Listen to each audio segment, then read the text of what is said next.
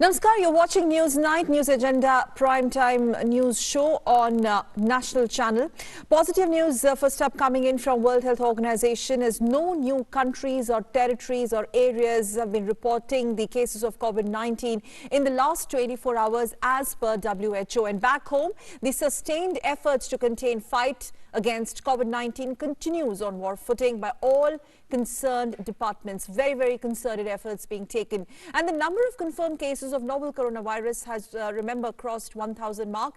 In fact, as of now, it stands at 1,251 with 32 fatalities or casualties. And as we enter the 7th day of the lockdown today, on News Night tonight, we take stock of current facts and figures, the steps being taken so far with a specific focus on combating corona, solutions through cooperation. I'm Sakal Button. First up, the headlines. Union Home Ministry reiterates its commitment to identify, isolate and quarantine COVID-19 positive Tablighi Jamaat workers in India post-congregation in Nizamuddin. 1,339 Tablighi Jamaat workers shifted to several quarantine facilities as well as to hospitals. FIR lodged in Nizamuddin COVID-19 case. Efforts to tackle COVID-19 continue on war footing. Health Minister Harshvardhan chairs a high-level meeting of the group of ministers, reviews current status, actions and preparedness. Centre has asked states to set up hospitals for treatment of coronavirus and take appropriate steps to take care of migrant workforce. A new empowered group formed to take speedy decisions on research and development, keeping in view the critical need to increase the testing facilities for COVID-19 disease. Emphasis on increasing testing laboratories in Northeast.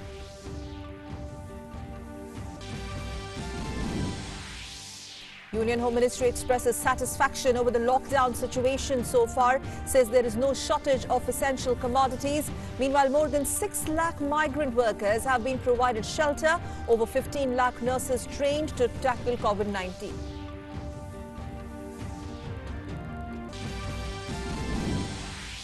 Government, meanwhile, is geared up to contain economic fallout of coronavirus pandemic. Economic Affairs Secretary says no dearth of finances to meet economic challenges, adds necessary measures in place to meet needs of poor as well as industry. Also says Ways and Means limit increased from rupees 75,000 crore to 1.2 lakh crore.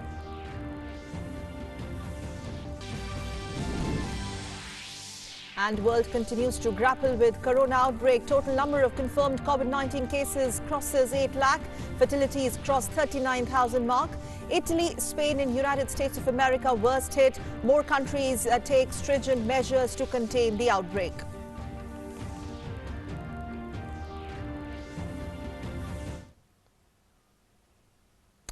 So, top story on News Night. Today, government maintained its commitment to identify, isolate and quarantine COVID-19 positive Tablighi Jamaat workers in India. Home Ministry has released a statement today over Tablighi Jamaat issue, stating that as on March 21st, the MHA or Home Affairs Ministry was prompt enough to share the details of Tablighi Jamaat workers, which also included some foreign nationals in India, further stating that this information was shared after COVID-19 positive cases surfaced in Telangana. We have this detailed report. Union Home Ministry acted swiftly on 21st of March itself, sharing details of foreign and Indian Tablighi Jamaat workers in India with all states. It acted after COVID-19 positive cases among these workers surfaced in Telangana. निश्चित तौर से जैसी दिल्ली की खबर आई और तेलंगाना की खबर आई है मीडिया के द्वारा, ये चिंता बढ़ाने वाली बात है। दुनिया की तुलना में भारत में अभी इसके चलते इसके प्रसार में बहुत बड़ा नियंत्रण हुआ है। जनता महसूस कर रही है और जिम्मेवारी से लॉकडाउन का पालन कर रही है। इसमें ये जो मसला आया निजामुद्दीन का, ये बड़ा दुखद है, ऐसा नहीं होना चाहिए। The swift action was taken with a view to identify, isolate and quarantine Tablighi Jamaat workers who might be COVID-19 positive. Instructions were also issued by MHA to Chief Secretaries and DGPs of all states as well as Commissioner Police Delhi. The advisories were reiterated by the DIB to all state DGPs on March 28-29th. Meanwhile, workers staying in the Markaz in Nizamuddin were also screened. By March 29th, nearly 162 Tablighi workers were screened and shifted to quarantine facilities. So far, 1,339 Tablighi Jamaat workers have been shifted to 3 quarantine facilities as well as to government hospitals in the capital as well as AIMS and Jajjar. Rest of them are currently being medically screened for COVID-19 infections. Meanwhile, Delhi police has lodged an FIR against Maulana Saad and others for violating government directives. Tablighi Jamaat workers is located in Nizamuddin, Delhi. Devout Muslims from across the country and also from foreign countries visit Markaz for religious purpose. Some also move out in groups to different parts of the country for Tablighi activities. This is a continuous process throughout the year. On March 21st, approximately 824 foreign Tablighi Jamaat workers were in different parts of the country for missionary work. Besides this, around 216 foreign nationals were staying in the Markaz. In addition, over 1,500 Indian Tablighi workers were also staying in Markaz, while around 2,100 Indian Tablighi workers were touring different parts of the country for missionary work. Since March 23rd, lockdown has been strictly imposed in and around Nizamuddin and Tablighi work came to a halt. Bureau Report, DD India. And as the nation entered its 7th day of lockdown today, 227 new cases of coronavirus have come up only in the last 24 hours, taking the total toll to 1,251. So it's basically crossed 1,200 mark. Ministry of Health maintains it is working in very close coordination with states in terms of tracing the contacts of this coronavirus in the country. We have the latest on containing COVID in this report. Union and state governments are working on a war footing to tackle and contain COVID-19. A high-level meeting of group of ministers on COVID-19 was chaired by Union Health Minister Dr. Harshvardhan in Delhi. Minister of External Affairs Dr. S. Jaishankar, Minister of Civil Aviation Hardeep Singh Puri, Minister of State for Home Nityanand Rai, Minister of State for Shipping Mansukh Mandavia, besides other ministers and officials were present at the meeting. The group of ministers reviewed current status, actions and preparedness of states, union territories for management of COVID-19. GOM also discussed the need for each state to set up exclusive hospitals for COVID-19 patients. हमें states के साथ मिलकर ये ensure करना है कि जो हमारे डेडिकेटेड कोविड हॉस्पिटल्स हैं उनको जल्दी से जल्दी और लार्ज नंबर में बनाया जाए। स्टेट्स के साथ कोऑर्डिनेट करते हुए जो हमारे माइग्रेंट पॉपुलेशन है उनके बारे में भी अगर उनको हमने किसी टेम्परेरी शेल्टर में कहीं पर हमने उनको ऑर्गेनाइज किया है तो उनका मेडिकल चेकअप किया जाए, उनको required psycho social support provide कराया जाए और इसके साथ ही जो अगर नीड है तो नीड के हिसाब से हेल्थ प्रोफाइलिंग करते हुए उनको अगर किसी और फैसिलिटी मैनेजमेंट या होम क्वारंटाइन सजेस्ट किया जाए उसके लिए भी स्टेट के साथ हम चर्चा करके इसको ऑर्गेनाइज कराएं, उन्होंने आदेश दिए हैं। A Science and Technology Empowered Committee for COVID-19 Response has been constituted, chaired by Professor Vinod Paul, member Niti Aayog and Principal Scientific Advisor to the Government of India to coordinate among science agencies, scientists, industries and regulatory bodies. The committee will work with the Department of Science and Technology, Department of Biotechnology, Council of Scientific and Industrial Research, Defence Research and Development Organisation and Indian Institute for Science to take speedy decisions on research and development, keeping in view the critical need to increase the testing facilities for COVID-19 disease. The government said some people are withholding crucial information that is weakening the battle to contain COVID-19. It appealed to one and all to cooperate in the fight against coronavirus.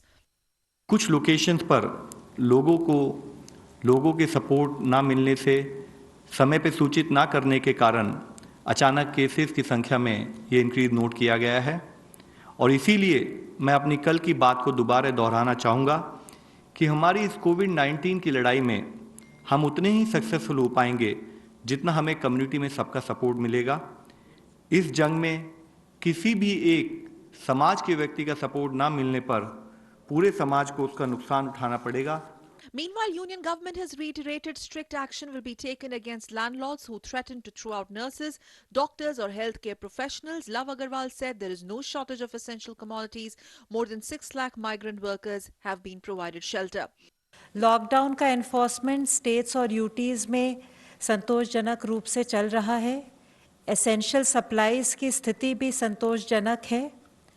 जो हमें राज्य सरकारों और UT से जानकारी प्राप्त हुई है उसके अनुसार लगभग स्टेट्स और यूटीज़ में लगभग 21,000 64 migrant work relief camp setup किए गए हैं। Extensive testing is also being carried out across 128 laboratories, out of which 28 are private labs.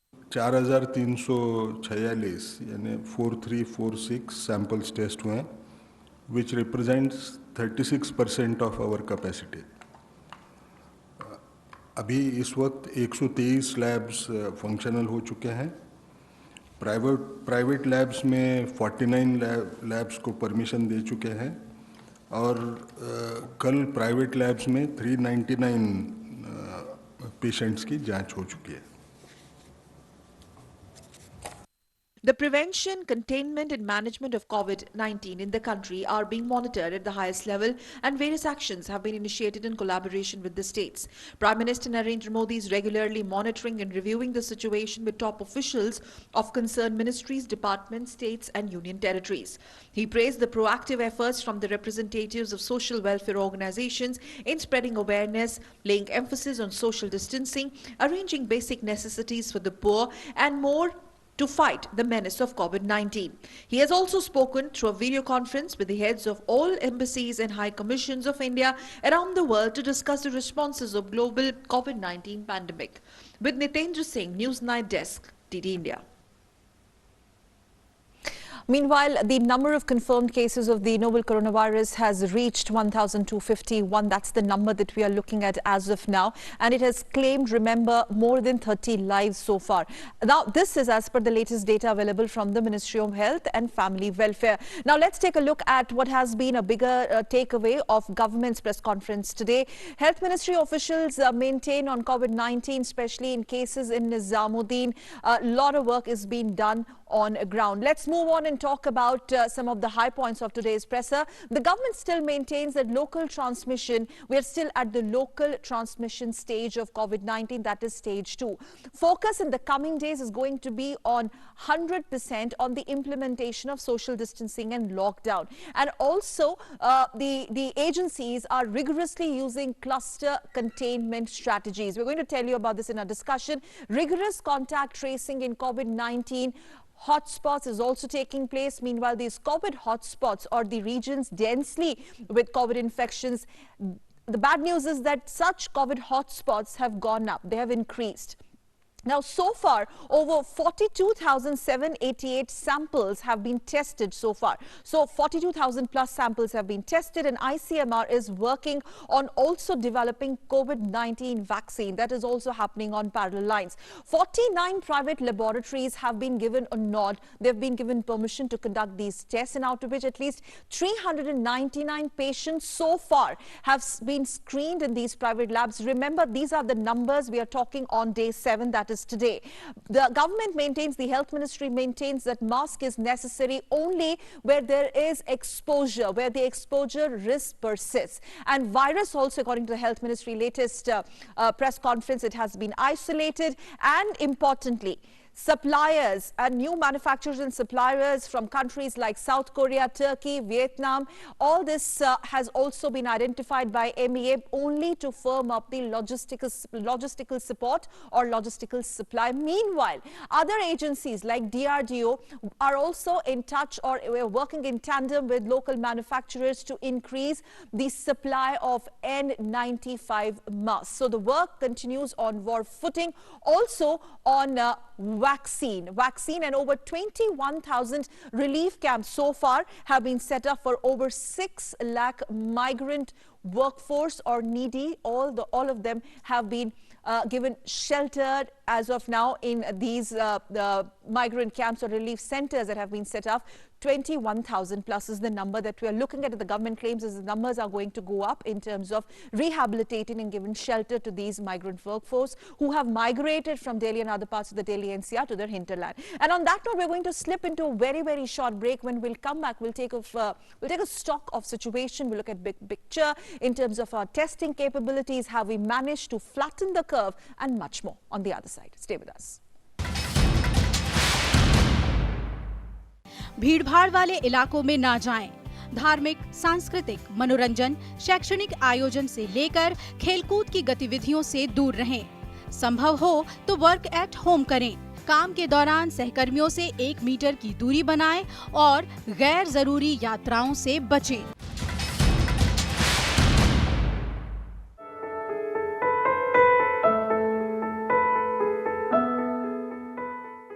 Protect yourself from COVID-19.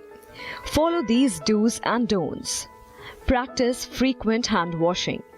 Wash hands with soap. In focus, how cooperation is extremely necessary in terms of containing COVID-19 situation, solutions through cooperation. Remember, the government has been reiterating time and again that social distancing and lockdown is the first and the most critical and crucial step. Dr. Agarwal, many thanks for joining us. Doctor, first question to you.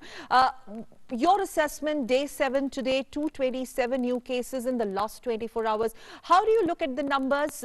Well, just this spike in the last 24 hours, because yesterday in the Health Ministry press conference, which of course is a regular feature, yesterday they said that you know, that the rate of increase in number of infections vis-a-vis or as compared to the developing countries in India is low. But 24 hours, 200 plus cases, this is not an encouraging sign. Your assessment, please. Yes, a large part of it is due to the Nizamuddin episode. We found an epicenter there, and the number of cases have spiked up partly because of that. So we need to take care, because one problem somewhere, one carelessness somewhere can lead on to huge gigantic problem. Now this problem has led to contact tracing of more than 1,500 individuals. And they have been roaming around in different states, going around in different places. How it has spread, that we will know in days to come. So you're saying that next 2 weeks are extremely critical, definitely, crucial? Definitely. Not only Nizamuddin case, but also the whole migrant workforce exodus will also, you know, do you think contribute to the situation in some way? Though, do you feel that this is still a grey area? The good news, of course, is as the government maintains that we are still in, you know, local transmission stage, that is stage 2, and that's exactly our aim, not to go into stage 3. Yes. Migrant workers, if any of them had been, was positive, yet to be tested, then definitely it will become a problem. The relatively good news that till now it has been mainly restricted to international travelers, and with that and their contacts, so that is mainly the affluent society. So we can quarantine there. Quarantine is possible there, home quarantine is possible in contacts. If it goes on to the lower class, then it may become a bigger problem for us. So as yet, we don't have many cases in that, except for occasional reports of domestic helps there or workers working in their cases. So hopefully we will not reach that stage. And one very good step that has been taken is all these migrant workers are being quarantined. So once they are being quarantined, medically examined, so you're saying and that the kept under damage surveillance, to a certain extent can be undone, A, the workforce, migrant workforce going back to their hinterland, B, now the new problem that we are looking at, well, I'll still call it a problem because it is a problem, the Tablighi Markaz issue. Yes, definitely, because we have to trace not just the immediate contacts, but their contacts also. So coming to that question, I've been wanting to ask you this. Tracing contact, how difficult and tricky can this be? It is extremely difficult, and the government as yet has been doing a very, very good job of it. Because tracing so many people who have gone to different states, different districts, different areas is extremely difficult. And history here is extremely important. How truthful the person is regarding his movements over the last few days, which is crucial. So if we get that, then we have to see how many we are able to trace. Can you explain to our viewers why upholding information, not revealing at the right time, can really multiply and escalate the situation, make it more worse? It's not helping anyone. Yes, because we have had, as doctors, I will tell you, as health professionals, we do get occasional patients who have hidden their travel history, and so they were not suspected to be having COVID, and they turn out to be COVID positive later. We have had occasional cases like that. So in the meanwhile, they've transmitted the infection to many people because precautions were not taken at the initial stages, because they were not suspected to be having COVID, because they had hidden their history. Yes, and now a quick assessment of the testing capabilities. You know, this question comes up again and again. Well, the counter narrative that still India should go in for mass testing. Mass testing is not happening because we don't have a robust, medical infrastructure available on ground, laboratories, vis-a-vis laboratories and testing kits, testing capabilities, which is, which is not the case. But 40 plus private players have been given nod, and I think this number is also going to go up. So in terms of testing capabilities, are we using our capacity to the fullest? Testing at present is being done by a very high technique. The technique involved is not available with all laboratories and all hospitals. So we are doing it by genetic testing, which is not available everywhere. So it will not be possible to test everybody as of now. We are trying to develop serological tests, which will become easier, and many other labs and hospitals will be able to test. Till then, we have to restrict, and we are doing, as the situation changes, the guidelines for testing are changing and increasing.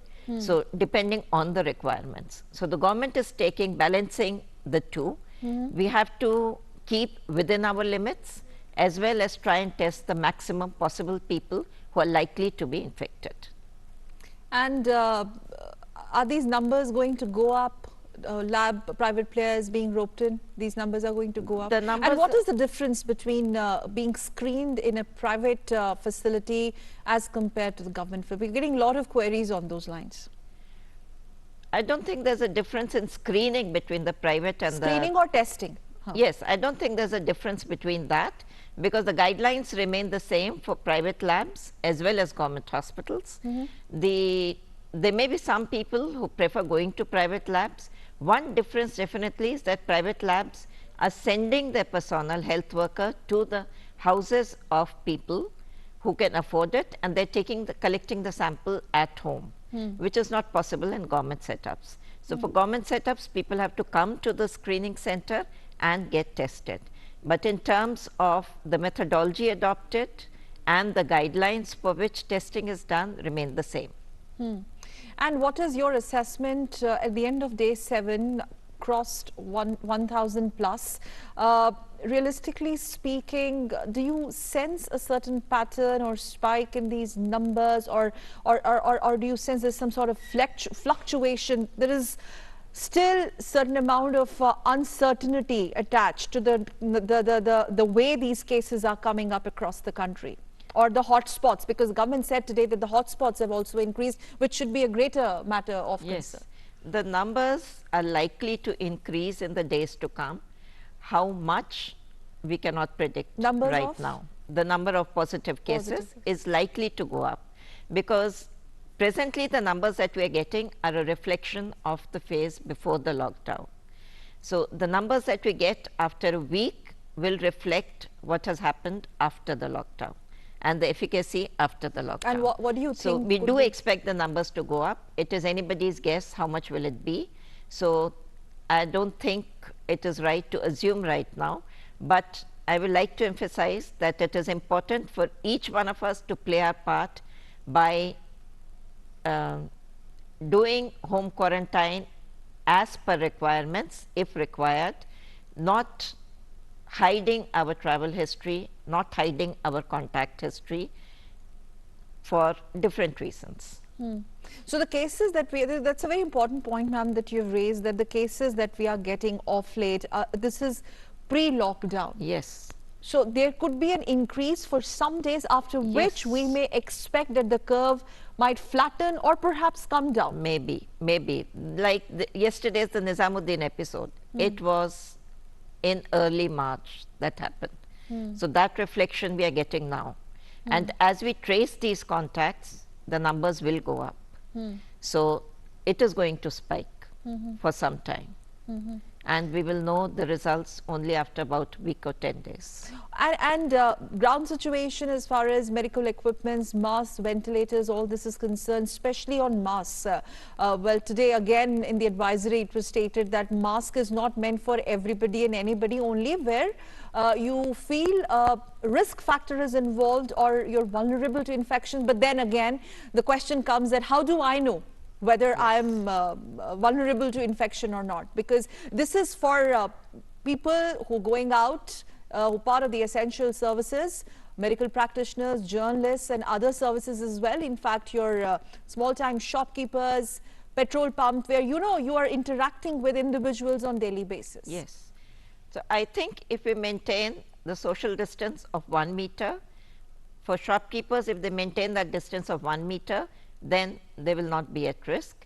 We have to keep maintaining hand hygiene. We keep talking about that. So you're saying that 1 meter distance is much better than wearing a mask unnecessarily, because that mask will be required somewhere else more urgent. Definitely. Okay. So we have to save our medical equipments for the people who actually need it, like healthcare workers who may require it. So the government is also preparing for a hike. We are preparing more hospitals as and when required. Yes. Because they prepared the quarantine facilities, it was possible to quarantine so many workers. Because they were prepared for this. All right. On that note, many thanks, Dr. Aparna Agarwal, for joining us on Newsnight tonight and really explaining it in detail. And moving on, the government will be borrowing rupees 4.88 lakh crore in the first half of the fiscal 2020-21 starting 1st of April to shore up resources to contain economic fallout of coronavirus pandemic. While briefing media today evening, Department of Economic Affairs Secretary Atanu Chakravarti said that Ways and Means limit has already been increased from rupees 75,000 crore to rupees 1.2 lakh crore. Out of gross borrowing of 7.8 lakh crore, it's proposed to borrow 4.88 lakh crore, that is 62.56% in H1 FY21 as compared to 62.25% that was done for the corresponding year. The proposal is to issue securities in 2, 5, 10, 14, 30 and 40-year securities, along with FRBs of a tenor of 13 years. The T-bill weekly borrowing would be rupees 25,000 crore. Net borrowing of during Q1 would be 1,37,000 crore. He also added that government is in fact committed to meet economic challenges arising out of COVID-19 outbreak. The government is committed to meet its requirements fighting COVID-19, whether on account of health issues or on account of protecting the economy and also providing the necessary stimulus at any point of time. The entire borrowing program has been designed in that fashion. Okay, to understand the robust financial mechanism, so to say, put in place by the government, is it enough? What more is required, if at all? Shubhamoy Bhattacharjee, senior economic analyst and journalist, joining us on Newsnight. Shubhamoy, many thanks. First word, first a massive economic booster and now various measures taken in economic sector, finance, etc. Your assessment today, how well prepared and geared up? We know that there is a slump and it's going to stay even post-lockdown when everything comes slowly, limps back to normalcy. Implications, what is your assessment? Is everything being done, everything possible being done in terms of economic parameters? That's right. I mean, a lot is being done, and today's numbers which the Secretary of Economic Affairs put out was a very important number, because this number actually tells whether the government will borrow more from the market. Why is that important? Because that tells the market that whether the government will be sort of borrowing into the area which the private sector would want to. Instead of the private sector having the chance, the government would be borrowing more. If the government borrows more, the rate of interest goes up. Nobody wants the rate of interest at this time to go up. What the government has done is it has assured investors, it has assured the markets, it has assured everybody that it will stick to the rules that it has, or the numbers that it had set up in the budget. It seems a long time now, the budget, so many things have happened since then. I know. But when the budget was announced on Yes. 1st February. So basically the government is saying that we are committed, we are careful, we know what we need to do. These numbers were very important for the market. Tomorrow the markets will react. Essentially it helps the market to plan. There is a need for borrowing, additional borrowing or other things that will come subsequently, but it will not be something like a shock or a surprise to the market. So essentially the government is telling everyone that look fine, we know the urgency of the situation. As you mentioned, the finance minister has already announced a relief package of 1.7 trillion. In addition, the RBI has announced liquidity support of 75 basis point repo rate cut plus a 3.74 trillion liquidity support. All of that is doing what? Is essentially making the markets stable. Okay. In a time when there is so much of upset happening because of the pandemic. So essentially it cannot repair as of now immediately, but it's not making anything worse. Rather it's sort of, you know, allowing Cushioning. the plumbing, yes, to work well, so that something out of whack doesn't happen. That's very important. That allows the market to be stable and to take long-term positions. And that long-term position also means that for all the, for instance, you're talking about workers going out of jobs and other things, for them to feel that there's a job after they come back. So there's nothing like perceived economic slump down. You think it is there? It is staring at us, and we get up for tougher times ahead, because 3 months is the minimum that we are looking at.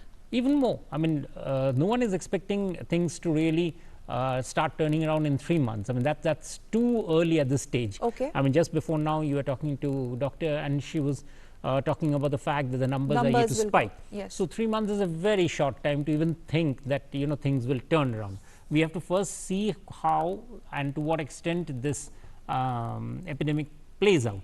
And as long as that keeps on playing out, the essential thing for the economy is that it should keep on functioning. You know, the supply of goods, the supply of medicines, the supply of essential commodities, all of that can only happen if the entire economic activities structure remains smooth.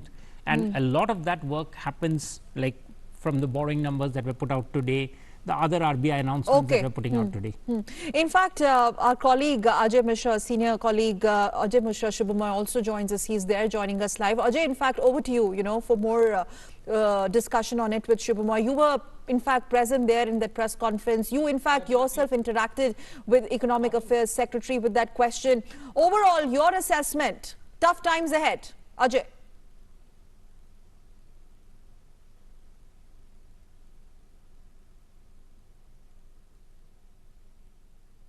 Ajay? Thanks very much.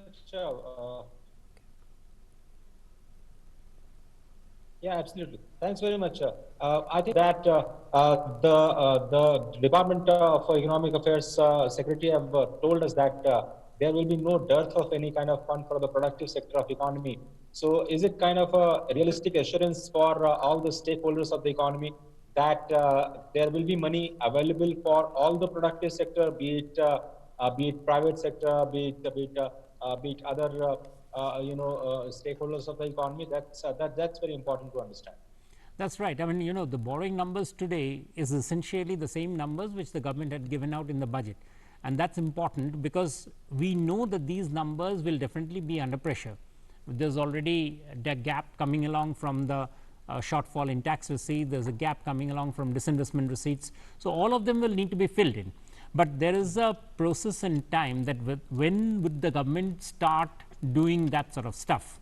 It's not something that the government should suddenly jump into the, surprise the markets by announcing an additional borrowing at this stage. So once the calendar is there, based on the calendar, the first 3 months, the government can then say that, you know, we would then further take borrowing because the government's borrowing also helps the market to actually park securities. So, you know, it can raise it in the next half, it can raise it in the next quarter itself. Okay. So it sort of prepares the market to be comfortable in terms of reacting to this huge borrowing. Yes, in fact, gentlemen, we have some more news coming in. Ajay, just hold your thoughts. I'm going to come to you there with us live. The government, in fact, as we speak, has also slashed the interest on small savings schemes by up to 1.4% effective for the first quarter of financial year 2021. Interest rates, now this is good news for senior citizens. The interest rate on the senior citizen deposit scheme has been reduced from 8.6 to 7.4%, which means, Ajay, that's not good news. Yeah. Yeah, just to put this in perspective, let me finish this. Absolutely, that is exactly I was going to ask Shumuma, that now the government has slashed the interest rate on small savings. How do you see the impact on the general interest rate scenario going forward? Are they going to come down because of the recent directions from the RBI and the Finance Ministry? What does this slash of small saving interest rate tell us, sir? Ajay, you know very well. I mean, the immediate impact is that the banks will be much more comfortable because banks can now offer a lower deposit rate. And why do the banks need to offer a lower deposit rate? Because no one is earning more. In that sort of a situation, I agree that, for senior citizens, a reduction of the small savings. But is this not hitting the interest of senior citizens? I'm sorry, I misinterpreted as we were getting that information. Because as it means is that everybody would getting a lower interest rate, but that's inevitable. But why senior citizen? Like, one would wonder. No, because I mean, there are different saving schemes for different categories, but for all the categories, the rates have come down, and the rates had to come down because the government in a growth rate, when we are talking of less than 3, in fact, the growth rates of GDP, we don't even know where it will end up. IMF is talking of recession in the world economy. For the government to even think that it can offer a strong small savings rate was just not on. So this was very much necessary. It helps the banks to be able to take a more realistic assessment of where the deposit rates should be heading out. The lending rates will obviously come down. That is a positive thing. So what the savings rate comes down, at the same time the lending rates come down. So actually, for instance, when manufacturers of pharmaceuticals, manufacturers of medical equipments, manufacturers of essential goods, they can now take out softer loans and build instead of having to have a higher interest rate. That's actually something we often forget. So there is a strong element of softening which helps the other side of the economy, and that's very important at this stage to ensure that the economic activity does not get crippled. We are talking of so many millions being put in shelters. Yes, Ajay, go ahead. I think Subhash, sir, that's also very important to understand that these interest rate slash are just for 3 months of period, which is just 1 quarter. And it's a kind of pause quarter for both RBI as well as the Ministry of Finance, where we are not coming out with the new numbers of any kind of estimate on a GDP growth number. RBI has said that the very encouraging point is that inflation is going to come down in the months ahead. This is just a pause quarter for the economy, isn't it so? Absolutely. I mean, it's a quarter where everything needs to be helped to get production working. And at that stage now, everyone is taking a bit of a haircut. I mean, I would say, look at it this way. Those who are taking a small savings hit would feel bad, but look at the larger distress that is happening in the lower sections of the economy. I mean, there's a lot to be done right now in terms of sacrifice. And I think it is necessary and it's helpful to take this change in that perspective. The government, for instance, as I notice, has raised its ways and means borrowing limit from 75,000 crore to about 1.25. Am I right, Ajay? So that means the government essentially is saying that I need to borrow more. So there is, it's quite tough right now, and obviously everyone will have to take a bit of a haircut. So I think one more important question is that now the Indian Banking Association has come up with a detailed FAQ on the 3 months of moratorium on EMI, which is I think the biggest relief for all sections of society. Now, one thing is that there will be no EMI to be paid for the retail borrowers, but NBFCs and housing under the new circular, I believe. So there will be pressure, I think, on the borrowers who have taken loans from the housing finance companies, and only the bank customers will be benefited as of now, what I can see from the FAQ, sir. Absolutely, absolutely. I fully agree. In fact, I mean, the RBI announcement of moratorium on interest rates on EMIs is something that's just what was needed. And again, remember that EMI people don't need to take those whose financial condition has not deteriorated. So those who have got stable salary structure, they really don't need to go in there, but they should instead keep that window open for those who need and who will not be able to pay the EMI or will have difficulty paying that EMI. So for them, that advantage has been given. So essentially, again, it's a question of people, putting out their bit to help the economy, because we are going through a massive sort of a war, which there's a massive costs involved for everybody. So what do you suggest, sir? Is it a good option for people to go for the new guideline where they do not have to pay EMI, or is it wiser to continue paying their EMI if they are in the position to pay the EMIs? Well, that's a very important point, Ajay, and I would say that people who've got regular salary, they should not at this stage do something like what is called a smart money move. They should continue to pay the EMI.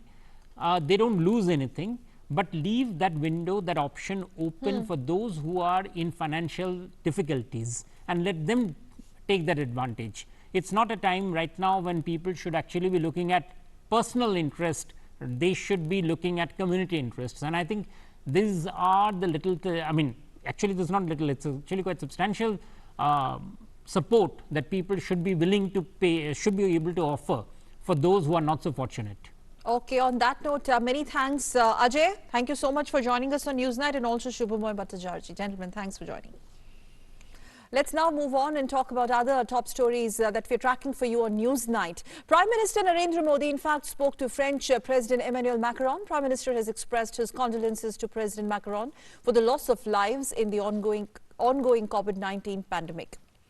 The leaders discussed domestic and international aspects of the crisis and underlined the importance of global collaboration and solidarity in the present situation. They've agreed that the expert teams of both countries would actively share information on measures to prevent the spread of virus and also research on treatment and vaccines.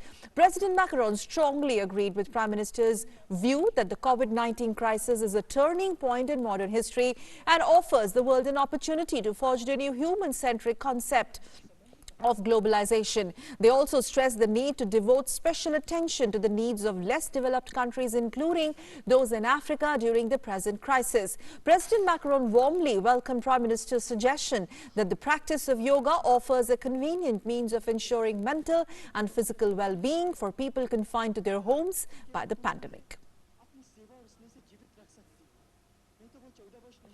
And back home, the Supreme Court has also made pertinent observations on the issue of exodus of migrant workforce. Taking a note of current situation, the top court has asked Centre to set up committee of experts and portal within 24 hours. Earlier on Monday, the Supreme Court dubbed fear and panic over the COVID-19 virus outbreak as a bigger threat than the pandemic itself, and asked the government for a report on the steps it has taken to deal with the problems posed by the sudden exodus of migrant workforce from cities to their hinterland.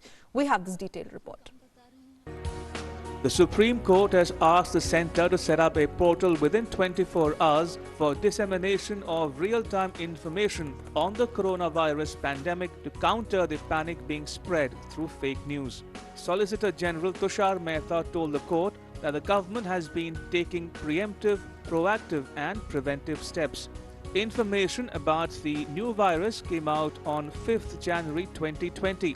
Preparations began from January 17, even before the first case was reported in India. The government took steps much before many other countries. Screening of persons returning from other countries was started much before any case was detected in India. Most of the countries started thermal screening much later. There is less spread in our country than other countries. 15.5 lakh persons have been screened at airports and 12 lakh at seaports. 3,48,000 persons have been monitored so far. Solicitor General told the court that fake news is one of the most unmanageable problem, and to counter this, the government is setting up a separate unit headed by a joint level secretary officer from the Ministry of Health and including health experts and doctors from the AIIMS and other hospitals.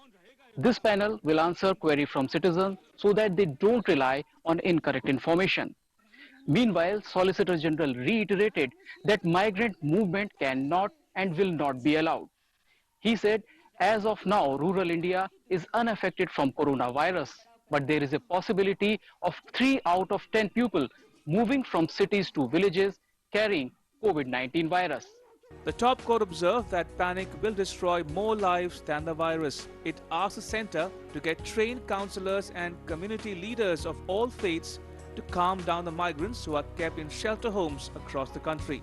It also asked the centre to ensure that migration is stopped and to take care of food, shelter, nourishment and medical needs of the people, and also to follow up cases of COVID-19.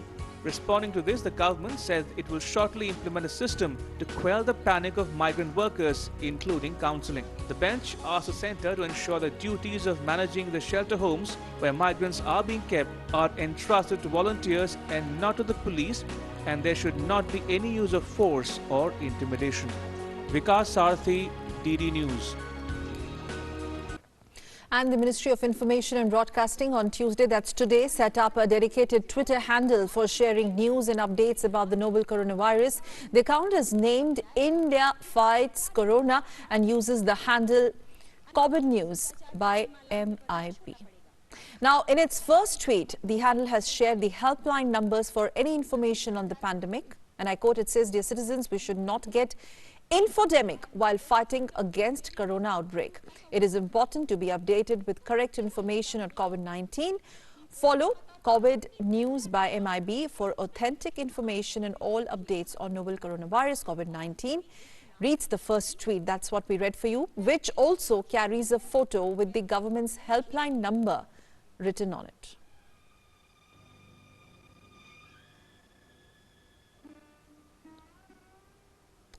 And the Delhi government has also announced that it will increase the number of food distribution centers from the present 500 to 2,500 so that social distancing is maintained effectively. In a tweet, Lieutenant Governor Anil Baijal said, and I quote, "It has been decided to increase the number of food distribution centers from present 500 to 2,500 so that social distancing is adhered to effectively.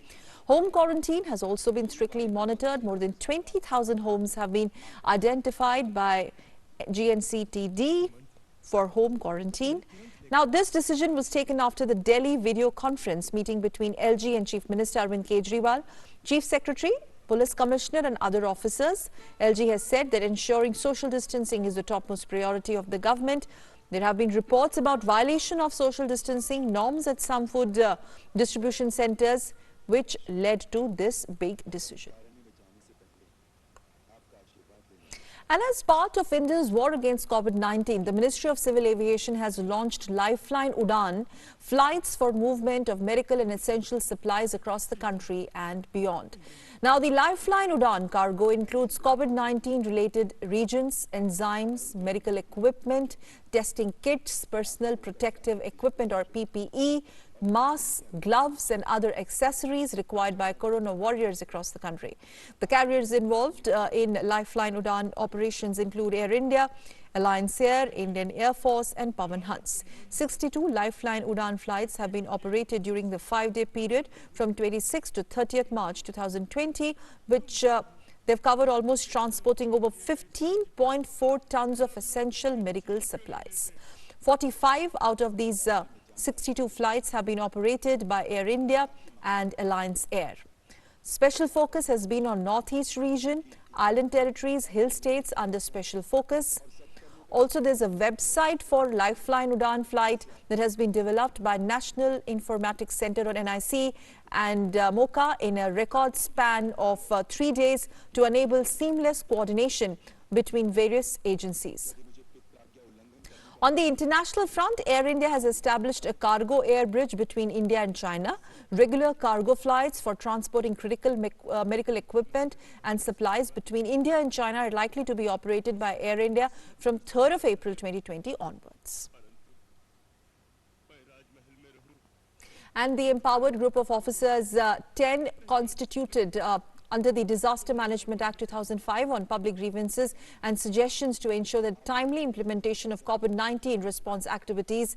They met on Tuesday and took the decisions to identify problem areas and delineate policy, formulate plans and strategize operations and take necessary steps for time-bound implementation of these decisions.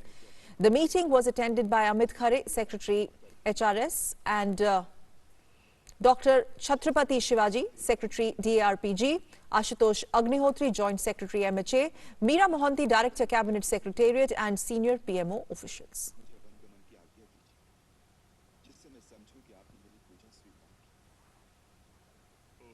Amit Khare is the Secretary of HRD Ministry. He's also, in fact, attended this all-important meeting where decisions of the empowered group of officers and they took note of the following pointers. In fact, we are flashing that letter right on your screens. In fight against coronavirus, a COVID war room has been set up in Chandigarh by Punjab Governor VP Singh Badnoor. He has said that senior officials are monitoring and reviewing the Delhi situation of COVID-19. Listen. रोज review meeting कर रहे हैं। हमने review meeting की, आपको अभी मैंने बताया भी था कि क्या-क्या हम लोग हर शाम को 4 बजे हम लोग रिव्यू मीटिंग करते हैं, जिसके अंदर मुझे खुशी है कि एनआईसी हम लोगों को बहुत सुविधा दे रखी है। हम लोग यहीं पर बैठे हुए, हमारे कुछ ही ऑफिसर्स यहाँ पे आते हैं, बाकी हम मोहाली से, वहाँ के डीसी, वहाँ के एसएसपी से और पंचकुला के डीसी और एसएसपी से और तीनों जो हमारे यहाँ पे बड़े हॉस्पिटल हैं, गवर्नमेंट मेडिकल कॉलेज 32, 16 और पीजीआईएमआर जो एक प्रीमियर इंस्टीट्यूट है, वो भी डॉक्टर्स इस मीटिंग के अंदर भाग लेते हैं। Badnoor also said that the employees of Chandigarh have given 1 day's salary in Prime Minister Care PM Care Fund for COVID-19. ने एक डिसीजन लिया, 1 दिन की सैलरी पूरे हमारे चंडीगढ़ यूटी की तरफ से हम लोगों ने प्रधानमंत्री के फंड के अंदर दिया है, वो 5 करोड़ बनता है। The Vaishno Devi Shrine Board on Tuesday denied rumours that around 400 pilgrims are stranded at Vaishno Devi temple. The board clarified that no devotee is currently stranded in Katra or at the Vaishno Devi Shrine. According to CEO Mata Vaishno Devi Shrine Board, Ramesh Kumar Jangir, the pilgrimage was suspended on 18th of March, days before the 21-day lockdown was imposed in the country. He has said that it is clarified that no devotee is stranded in Katra or Vaishno Devi.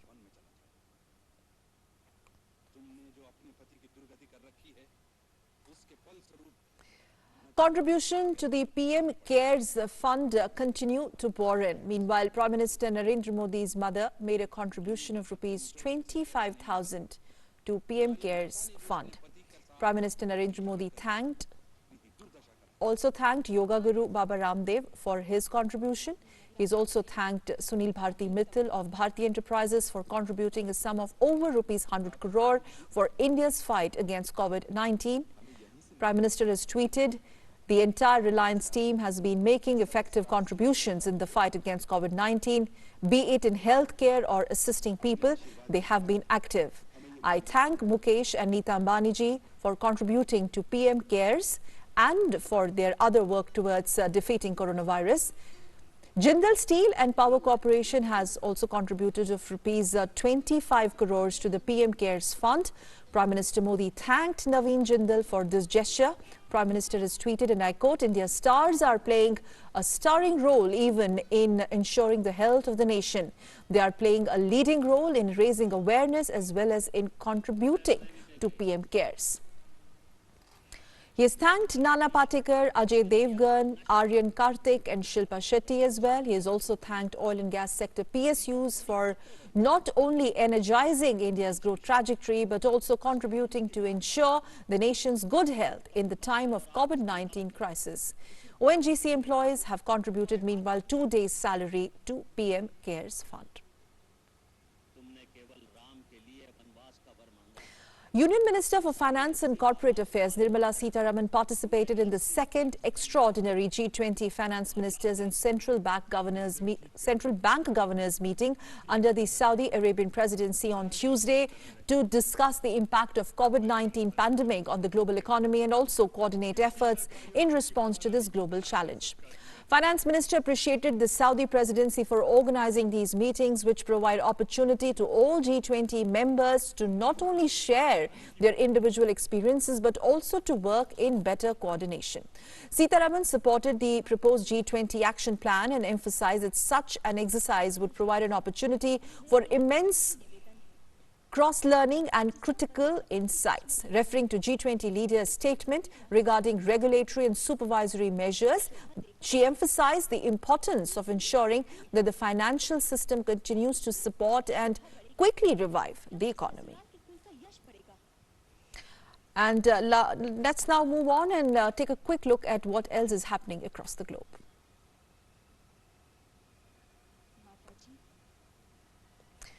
An official from WHO has said that the outbreak of the novel corona around the world will not stop anytime soon, and countries need to step up to slow down the virus transmissions. Takeshi Kasai, WHO's regional director for Western Pacific region, says there are still no specific treatments or vaccines available against the fast-spreading deadly COVID-19. While several companies have started undergoing clinical trials of the vaccines, none are yet available for public consumption.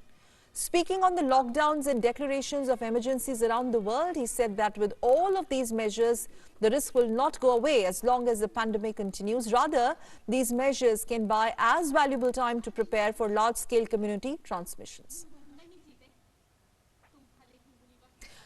Shifting focus to Japan, Japanese Foreign Minister Toshimitsu Motegi has urged citizens not to travel to 73 countries and regions, or a third of all countries in the world, as the government fights to prevent an explosive surge in coronavirus.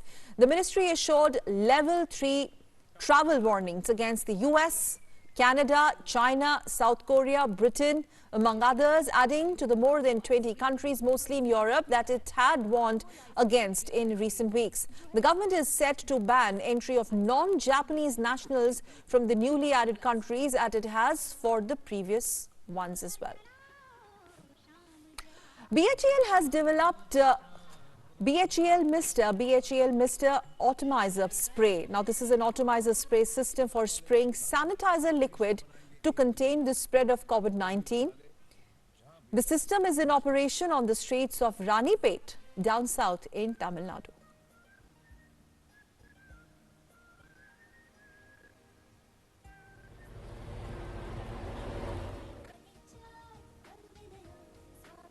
And it's time to say goodbye, but as we leave you with these messages from some celebrities. Stay home, stay safe. Namaskar. I appeal to all the people to avoid public places and to avoid commuting by trains and buses if not absolutely necessary. The next 10 to 15 days are extremely crucial. To fight this crisis, the government and the citizens have to put up a strong joint front.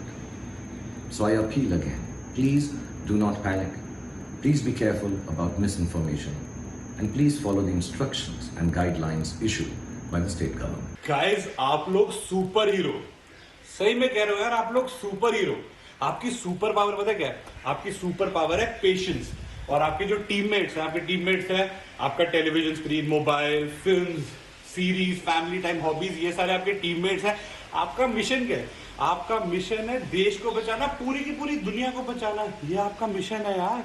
जैसा हमारे प्रधानमंत्री जी ने कहा है कि भारत इस वक्त एक लॉकडाउन सिचुएशन में है, सो प्लीज़ विनती आपसे, आप अपने घर पर रहें और वो चीज़ें करें जो शायद आपको करने का मौका ही नहीं मिला। अपने फैमिली के साथ एक बॉन्ड बढ़ाएं।